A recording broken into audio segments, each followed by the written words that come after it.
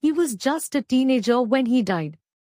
The last heir of a powerful family that had ruled Egypt and its empire for centuries, he was laid to rest laden with gold and eventually forgotten. Since the discovery of his tomb in 1922, the modern world has speculated about what happened to him, with murder being the most extreme possibility. Now, leaving his tomb for the first time in almost 80 years, Tut has undergone a CT scan that offers new clues about his life and death, and provides precise data for an accurate forensic reconstruction of the boyish pharaoh.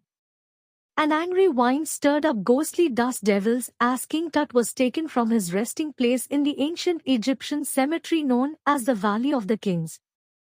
Dark-bellied clouds had scudded across the desert sky all day and now were veiling the stars in cascade grey. It was 6 p.m. on 5th January 2005.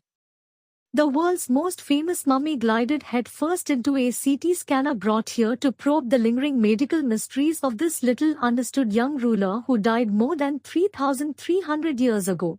All afternoon the usual line of tourists from around the world had descended into the cramped, rocket tomb some 26 feet underground to pay their respects. They gazed at the murals on the walls of the burial chamber and peered at Tut's gilded face, the most striking feature of his mummy-shaped outer coffin lid. Some visitors read from guidebooks in a whisper. Others stood silently, perhaps pondering Tut's untimely death in his late teens, or wondering with a shiver if the pharaoh's curse, death or misfortune falling upon those who disturbed him, was really true. The mummy is in very bad condition because of what Carter did in the 1920s, said Jahi Hawass, Secretary General of Egypt's Supreme Council of Antiquities, as he leaned over the body for a long first look. Carter, Howard Carter, that is, was the British archaeologist who in 1922 discovered Tut's tomb after years of futile searching. Its contents, though hastily ransacked in antiquity, were surprisingly complete. They remain the richest royal collection ever found and have become part of the pharaoh's legend. Stunning artifacts in gold, their eternal brilliance meant to guarantee resurrection, caused a sensation at the time of the discovery and still get the most attention. But Tut was also buried with everyday things he'd want in the afterlife: board games, a bronze razor, linen undergarments, cases of food and wine. After months of carefully recording the pharaoh's funerary treasures, Carter began investigating his three nested coffins.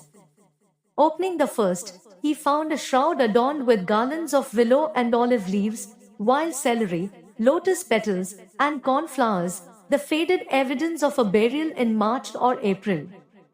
When he finally reached the mummy, though, he ran into trouble. The ritual resins had hardened, cementing Tut to the bottom of his solid gold coffin.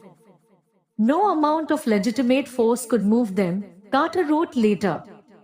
What was to be done? The sun can beat down like a hammer this far south in Egypt, and Carter tried to use it to loosen the resins. For several hours he set the mummy outside in blazing sunshine that heated it to 149 degrees Fahrenheit. Nothing budged. He reported with scientific detachment that the consolidated material had to be chiseled away from beneath the limbs and trunk before it was possible to raise the king's remains. In his defense, Carter really had little choice. If he hadn't cut the mummy free, thieves most certainly would have circumvented the guards and ripped it apart to remove the gold. In Tut's time the royals were fabulously wealthy, and they thought, or hoped, they could take their riches with them. For his journey to the great beyond, King Tut was lavished with glittering goods, precious collars, inlaid necklaces and bracelets, rings, amulets, a ceremonial apron, sandals, sheaths for his fingers and toes, and the now iconic inner coffin and mask, all of pure gold. To separate Tut from his adornments, Carter's men removed the mummy's head and severed nearly every major joint. Once they had finished, they reassembled the remains on a layer of sand in a wooden box with padding that concealed the damage, the bed where Tut now rests. Archaeology has changed substantially in the intervening decades, focusing less on treasure and more on the fascinating details of life and intriguing mysteries of death. It also uses more sophisticated tools, including medical technology. In 1968, more than 40 years after Carter's discovery, an anatomy professor x-rayed the mummy and revealed a startling fact. Beneath the resin that cakes his chest, his breastbone and front ribs are missing. King Tutankhamun's reign may have been brief, but his legacy is eternal, a testament to the grandeur and mystique of ancient Egypt's golden age. Today, diagnostic imaging can be done with computed tomography, or CT, by which hundreds of X-rays in cross-section are put together like slices of bread to create a three-dimensional virtual body. What more would a CT scan reveal of Tut than the X-ray? And could it answer two of the biggest questions still lingering about him? How did he die? And how old was he at the time of his death? King Tut's demise was a big event, even by royal standards. He was the last of his family's line, and his funeral was the death rattle of a dynasty. But the particulars of his passing away and its aftermath are unclear. Amenhotep III, Tut's father or grandfather, was a powerful pharaoh who ruled for almost 4 decades at the height of the 18th dynasty's golden age. His son Amenhotep IV succeeded him and initiated one of the strangest periods in the history of ancient Egypt. The new pharaoh promoted the worship of the Aten, the sun disk, changed his name to Akhente, or servant of the Aten, and moved the religious capital from the old city of Thebes to the new city of Akhete, known now as Amarna. He further shocked the country by attacking Amun, a major god, smashing his images and closing his temples. "It must have been a horrific time," said Ray Johnson, director of the University of Chicago's Research Center in Luxor, the site of ancient Thebes. The family that had ruled for centuries was coming to an end, and then Akhente went a little wacky. After Akhente's death, a mysterious ruler named Smenkhkare appeared briefly and exited with hardly a trace. And then a very young Tutankhamun took the throne, King Tut as he is widely known today. The boy king soon changed his name to Tutankhamun, living image of Amun, and oversaw a restoration of the old ways.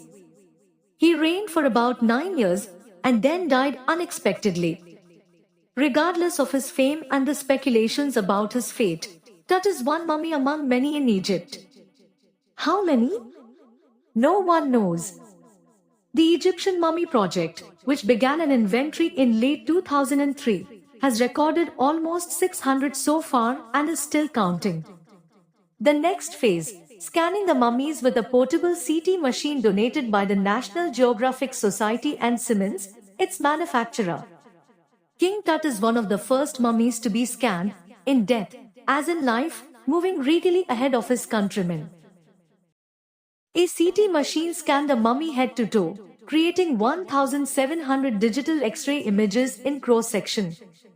Tut's head, scanned in 0.62 mm slices to register its intricate structures, takes on eerie detail in the resulting image.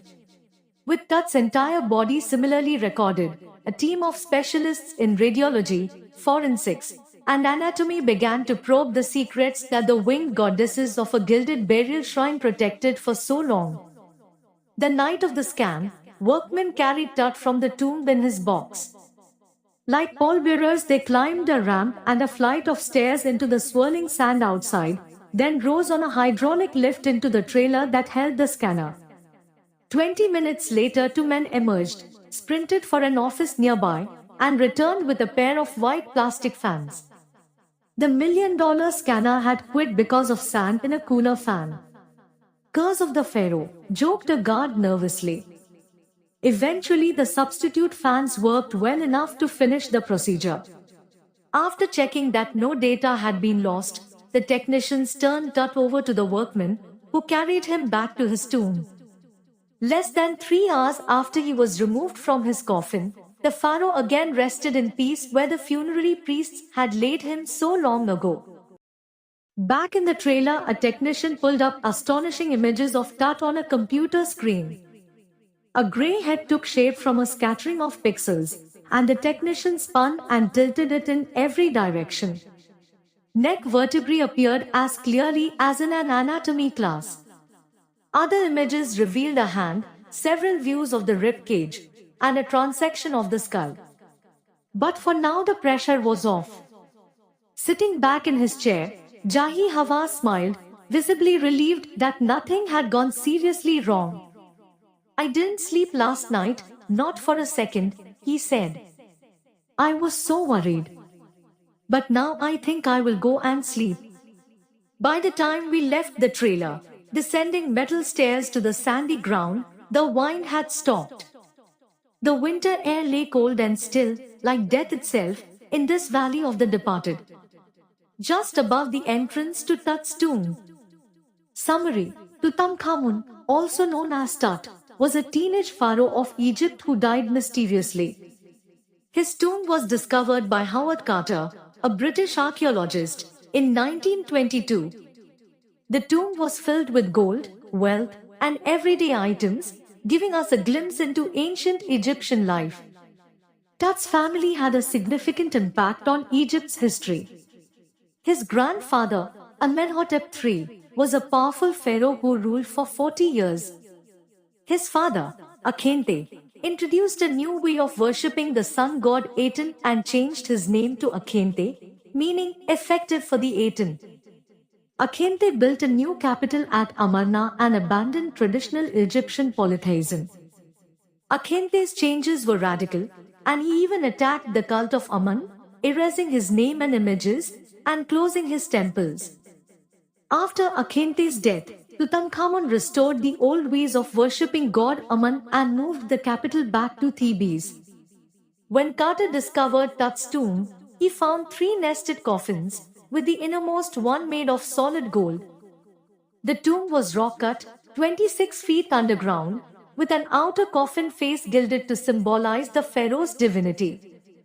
The first coffin had garlands of olives, lotus petals, and cornflowers, indicating that Tutankhamun was buried in March or April.